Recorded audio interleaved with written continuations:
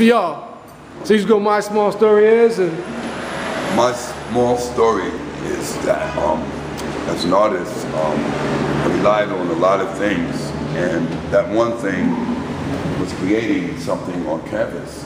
And this was like amazing because this was a found object here on the street. really?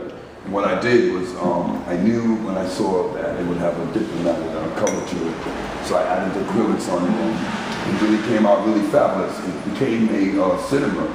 And it's really amazing because my story was that I would finish it up and create something that would give an illusion to what it is. And this is a glove that I used to wear. Now you see that I'm in action. Okay. Roll camera. My other story is To Live or Die. That's where this captured a part of the soul of a cross. And capturing through X is that you have to make it on the other side or you wind up dead. Here is another self-portrait of me with a ball of fire. And it has a really interesting cape setting of a hat of a guy like me. Yeah. And here's another one, the Oasis of Contrary acrylic, again, canvas. It's splendidly split personalities, but there's still the glory of another piece in the center of us all. The Peak Show is really magnificent because Magnificent. yeah, because everybody loves, like, you know, they go in peak shows and they watch, you know, dicks and stuff like that. I don't want to show you this right now until the show is done. Got you. There's something that you have to peek when you come to the show and see it. Dude, you got some, your color palette, just your expressions are gorgeous, beautiful, man. Well, thank you very much. You got rainy, poor, the way this day is going, it's beautiful. Where'd it come from? You always... This came from an old school way about me painting and watching all the other fabulous people like Five by Freddy, like Crazy Legs. You know, all these people were like back in the times when I grew up. And I had to express it to make it real funky and really hot on canvas in my style. And what I like about it is that the fact that painting on acrylic and canvas, you can create your whole world to what you want to do as an artist. Where'd you start? Where were you born and raised? Well, I was born and raised in Brooklyn. Parents heritage on my mother's side is Liberia, and my father's heritage on his side is Portuguese. Okay. And I was born and raised in Brooklyn, you know. So I came a long way of, you know, through the urban war drug fair back in the 70s and the 80s, and I'm here to tell the story. That art is where it's at, and if you can survive through it, there's most of those people who are not here to tell the story. Drug fair. So I'm still one of the ones that made it through the art and trying to still move forward into a whole new horizon. Did your experience come from your challenges with drugs and lifestyle in New York? My experience came through all of that, because my mother was giving me crayons, and you know, I would do like unusual things as a kid, and people would tell me like, you know, he's not only doing like crayon books, this guy's drawing like all kinds of crazy stuff, you know, and you know, look at what he's doing. And those things have captured me into a long experience throughout the ghetto and throughout living in New York City. It was kind of rough growing up, and you know, I captured my art because I wanted to do something that would capture other people's eyes. Yeah. Was it a turning point, you say, in your life when you were producing this art where, I don't know, it was having an effect on you emotionally, or just helping you grow, or you just knew you needed to share it? Well, yeah, it does help me grow, because one thing is that an artist never stops. You know, this is something for the rest of your life. If you really is an artist, there's always going to be different styles and new ways of doing things. And this was another fascinating piece that, you know, I found like these heads on the street. And you found these on the street, huh? Yeah, and then I cut them out and I, you know, did my own way of form. And then I also added lights to it. So now the name of this piece is called Pop Stars. Pop Stars. Yeah, that's the name, you know. because it's a pop sort of thing, you know, with the colors, and found objects with a piece of wood.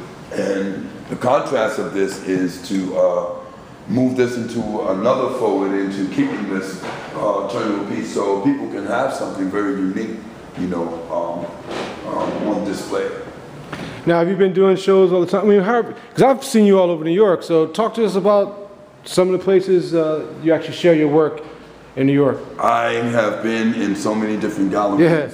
The Jonathan Shore Gallery is one of the first galleries that I started at on West Broadway. And Ward Ness Gallery was one of the first galleries also.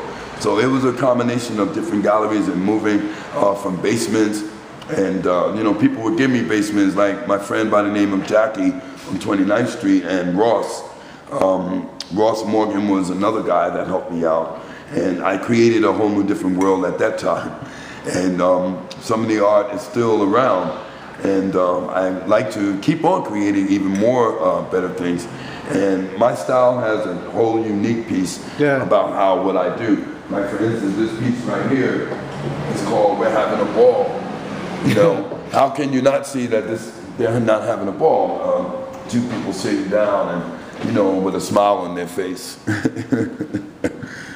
When you think about New York and art, I don't know, just you have your own vision of it. Like, what has it done for you in terms of just opening up and helping you grow? It had helped me to be very happy and content on my passion of what I like doing. I would be a very bored person if I didn't have a paintbrush in my hand or if I didn't create something that would keep me going. I've been very prolific in a way to where every time I do something, it's a different piece. And the extraordinary thing is to capture people's eyes more than how I feel. I think people can judge for themselves. You know, there's no prolong of what I'm thinking. It's no prolong of what people, how they see me as what they see. So every time there's always going to be something different. It will never be something the same, not unless you make it multiple. So I have a multiple mind, multiple colors to what I extraordinary to, you know, to paint tomorrow or for the future. Just curious, like today you're here, like were you always painting, just gathering your work, and then at some point you were sharing it? I mean, were you just always painting, just putting it to the side, no one knew about it? Just talks about the development of an artist. There have been a lot of things that people have not seen, and I've been wanting people to see a lot of things, and FB Gallery had gave me that chance to express a lot of people to coming in and seeing what this artist have created. There are things that have probably been around and people haven't seen, but they will be able to see it. Got you. As soon as I have this opening. Yeah, got you. Anything else you want to share? I mean, dude, I'm loving your whole story. Any advice or anything? The way of life. These Usain Bolt shoes? Yeah, this is a pair of sneakers that I turned into one of my names that I've been using called Ms. Zyke. Ms. Zyke. Ms. Zyke was a name that started back in the Urban Wardrobe Fair back in the 70s and 80s. And the black movement and different movements were going on that people had slang names. One of my slang names were Ms. Zyke. Ms. Zyke is everywhere. Some people would probably recognize it, and some people probably would notice that that was a name that I captured. But they never really noticed that how I moved that name into canvases. So I moved a lot of different things that I've been trying to describe as not only as a graffiti artist, which I'm not, but I use that name into graffiti, into paintings. Gotcha. So if you see Ms. Zyke, you know that's me. So you're a big believer in what doesn't break you makes you stronger?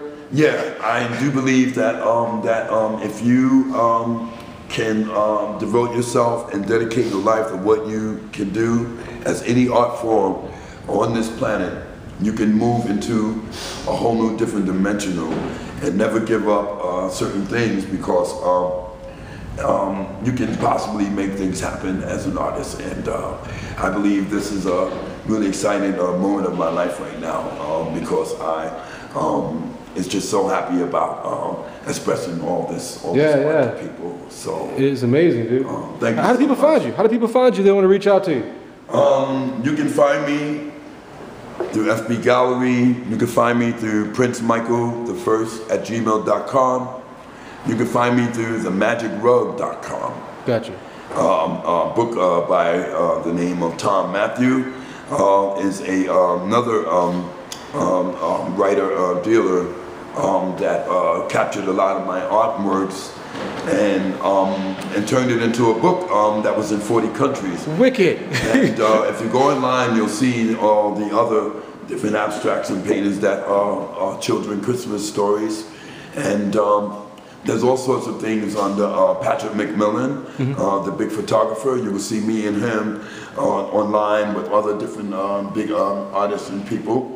And there will probably be many, many more different things going on. Yeah. So I'm looking forward into a lot of. Do you see this as like a legacy, or what do you want to leave behind? Are you leaving behind oral history, visual history? I'm leaving behind a lot of things that people will understand what this artist has left behind, because there are many self-portraits of me, of what I have created. So it's not like I'm gone. I'm still there.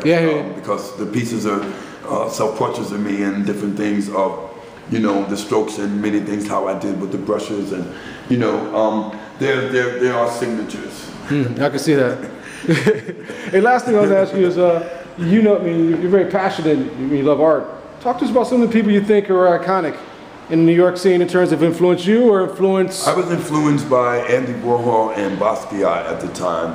They were really fascinating me, because I never thought that I would never be able to see what these artists have done.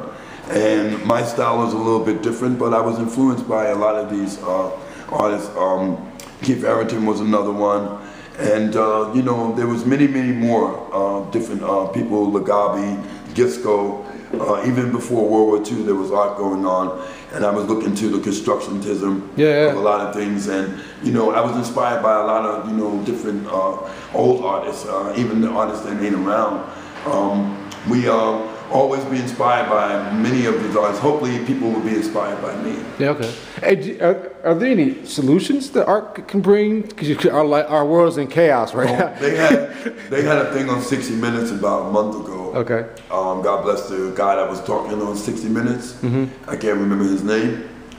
But he was talking about they don't understand, how do these artists make it? Yeah. These artists are selling their work.